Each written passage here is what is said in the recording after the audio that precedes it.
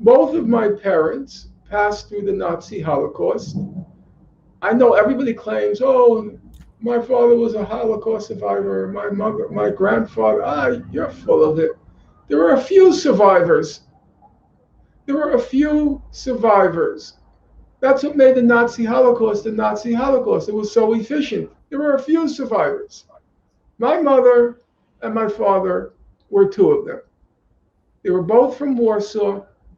They were in the Warsaw Ghetto until the uprising was suppressed in 1943. There were about 20 to 30,000 survivors of the uprising, and they were then deported to Majdanek concentration camp. And then my mother was ended up in two slave labor camps, and my father, I don't know the details because I was never able to discuss it with him. Um, but my mother told me he was in 8 concentration camps, and he ended up in Auschwitz, and then he was in the Auschwitz death march. So I freely admit I look at these events through the lens of my parents' suffering. And I also look at it through the lens of what they would say, because politics is about facts, but it's also equally, it's about moral judgment. There are the facts, and then how you weigh the facts on a moral scale.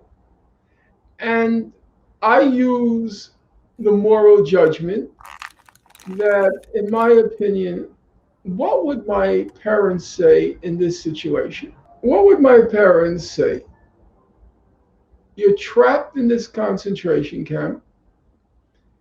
I once asked my mother, I said to her, when you heard during the war that the German cities were being bombed, I said, what was your reaction? It's bombing civilians, bombing German cities. And she said to me, what did we feel? We felt, I'm going to call her now, if we're going to die, we're going to take some of them with us. That was the feeling. If we're going to die, then we're going to take some of them with us. That's how people are, you know? So you're a mother or a father of maybe 4, 5, or 6 kids, and you're watching them just rotting in this prison, which Human Rights Watch calls a crime against humanity. That's what it says. Now, bear in mind, and I hope your listeners will bear in mind, this is multiple crimes against humanity piled on each other. The eviction of these Palestinians from their home in 1947 to 49, crime against humanity. The entrapment of them in this sliver of land, refusing to allow them to leave or to return to the sliver of land. Crime against humanity. The systematic military assaults, the massacres every few years. Crime against humanity.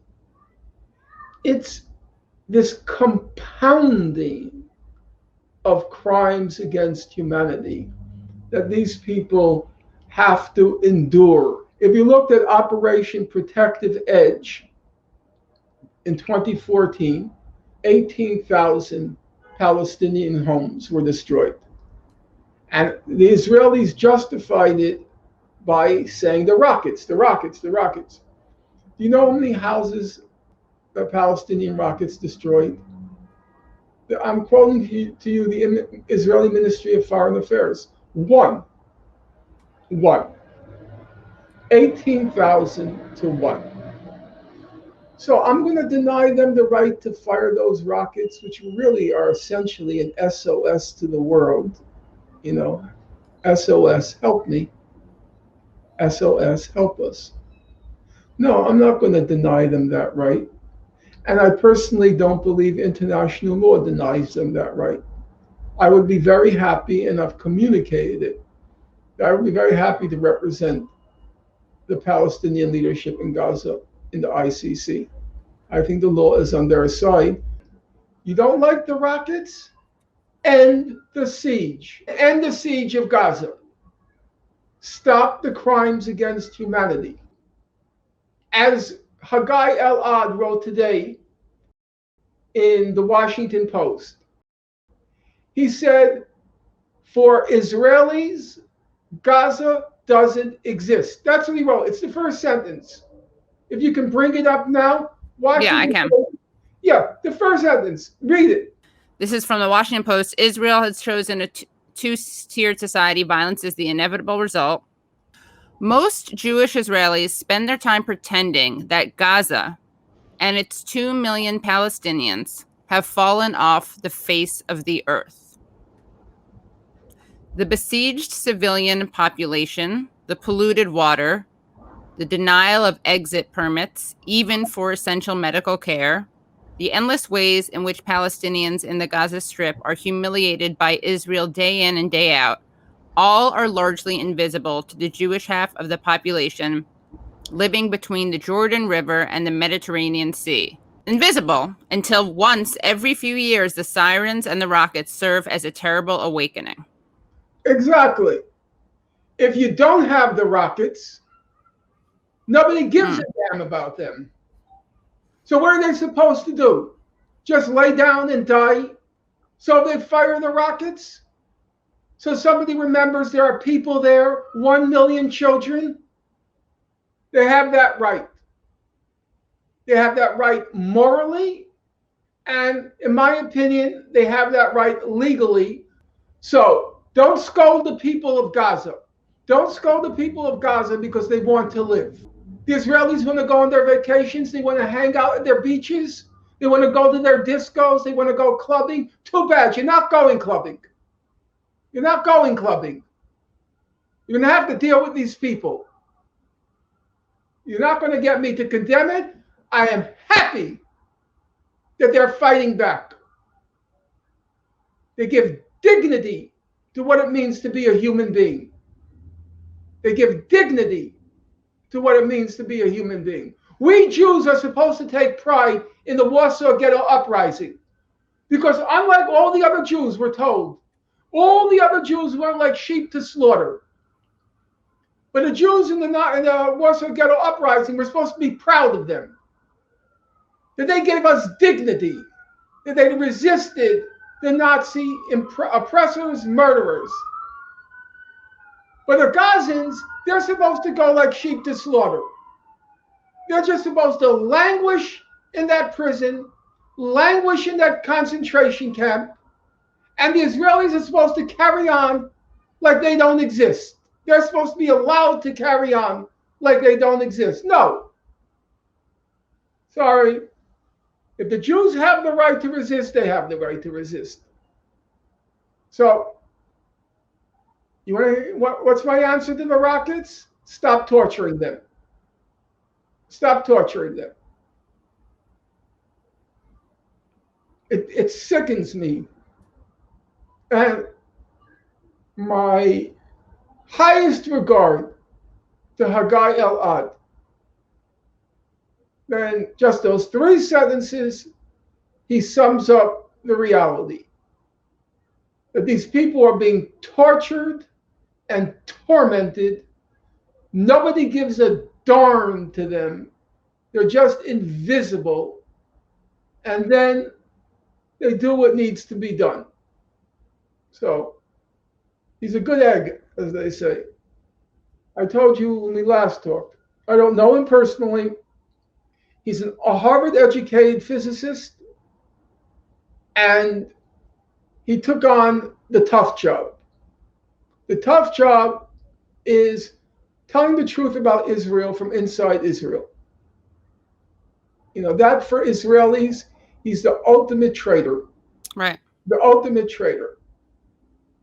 I told you there was a almost comic scene in the UN between Haggai Elad and the Israeli ambassador, and then the Israeli ambassador is smiling in English and saying, "Isn't it wonderful how we speak freely to each other?" And then he turns to Haggai Elad in Hebrew, which nobody else at the Security Council understands. And he says, "You dirty traitor." Yeah, he's got courage. I don't know what I would do. You see, I don't have so much physical courage. I have to admit, I don't know what I would do in situations like that. To write an op-ed like that. I hope he has good security detail. Right? Premises state. Yeah. I hope he has bodyguards. I assume he does. I assume he doesn't. He doesn't strike me as the type. And there's this whole debate about how much to center Jewish voices or not. But just pausing that for a second, people, including in this chat, will say, "You don't know, it's complicated, you don't live there, I'm in a bomb shelter." And to me, it's like, well, there are lots of ways we can discuss this, but there are Israeli Jews, who think it's not okay, that the treatment of Palestinians is not okay. So that the whole argument that tries to make it problematic for people to judge it who don't live there, it's kind of on its face ridiculous. And we also don't hold that standard to other people. I would ask the person in the bomb shelter, would you prefer to be in a bomb shelter for 2 weeks or in a concentration camp for 15 years? Which would you choose if you had the option?